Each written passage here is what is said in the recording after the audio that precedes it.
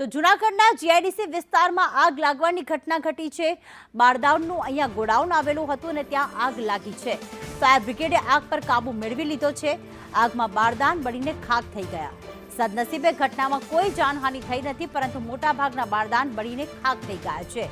જૂનાગઢના જીઆઈડીસી વિસ્તારની આ ઘટના છે કે જ્યાં ગોડાઉન આવેલું છે, જ્યાં અંદર મોટાભાગના બારદાન મૂકવામાં આવ્યા હતા અને બારદાન બળીને ખાખ થઈ ગયા છે, પરંતુ કોઈ જાનહાનિ થઈ નથી।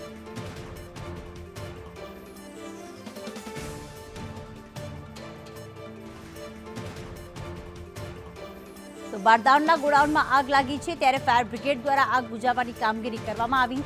જૂનાગઢના જીઆઈડીસી વિસ્તારની આ ઘટના છે, જ્યાં આગ પર તો કાબુ મેળવી લેવામાં આવ્યો છે, પરંતુ આખરે મોટાભાગના બારદાન જે મૂકવામાં આવ્યા હતા આ ગોડાઉનમાં, ત્યાં આગ લાગી છે। મળતી માહિતી પ્રમાણે 40,000 લીટર પાણીનો મારો ચલાવવામાં આવ્યો હતો આગને બુઝાવવા માટે।